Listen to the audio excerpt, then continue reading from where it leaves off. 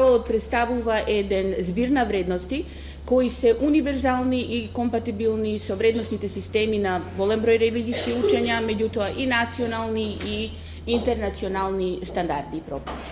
Се дефинира потеклото на храната од животинското потекло, дали се тоа халал животни или не халал животни, се потенцира забраната на крв и други состојки од човечко или животинско потекло. Сигурно тука и делот кој што ја тангира храната од растителното потекло, потоа правилата за халал колење, правилата за сите намирници, да не ги набројувам, месо, месни производи, јајца, житарици и така натака, правилата кои што се однесуваат на сервирањето на храната и услужните објекти, преориентирањето на погоните и средствата за халал производство, како и етикетирањето. Тој халал концепт на работење во последната деценија доживува голем пораст и е нормално присутен и во прехранбената индустрија, во многу индустријски гранки, како што е и фармацијата, и козметиката, угостителството, туризмот, банкарството.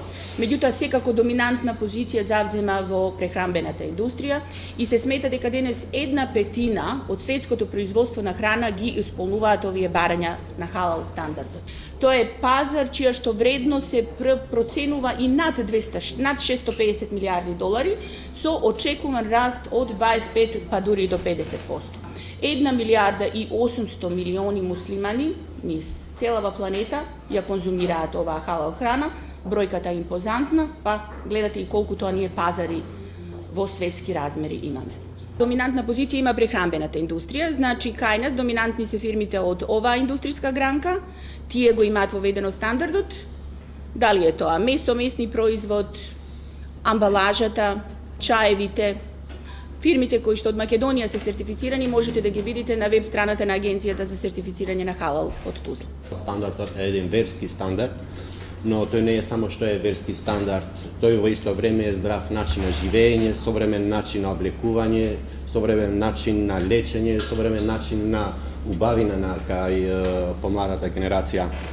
Секојдневно милион муслимани во светот живеат со овој стандард, но ми причинува мене големо задоволство што веќе почна во последно време институциите што се поврзани со бизнис заедницата, како е Штопанска комора на Република Македонија, што се заинтересирани изборуваат јавно за овој стандард и мислиме дека овој е таа стартна точка кај ќе почне да се развие повеќе стандард халалот и во Република Македонија. Овој стандард е против секаков вид на токсични, канцерогени материјали ставени во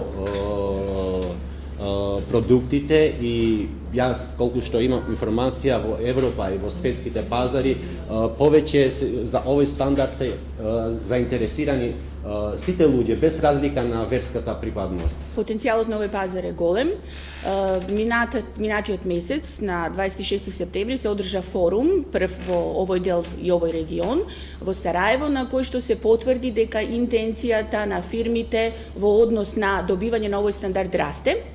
Во регионот најголем број на компании кои што се сертифицирани има во Хрватска, околу 50-тина, во Босна и Херцеговина околу 47. За жал во Македонија уште стоиме на таа бројка од 7 до 8 сертифицирани компании, меѓутоа велам, веќе се неколку од нив почнати со процесот на имплементација на истиот стандард. Се изложи и тема од страна на словенски представник кој вели дека кај нив халал туризмот добива се поголем подем, повеќето хотели се сертифицирани со овој стандард и веќе самата сертификација, како што тој нагласи, услови поголем број на гости од Малезија. Центарот за унапредување на квалитет во производството и услугите при Стопанската комора на Македонија ги дава и услугите за имплементација на халал стандардот и секако сме во соработка со Исламската верска заедница, која заедно со Агенцијата за сертифицирање на халалот во Тузла е надлежна за сертификација на овој систем.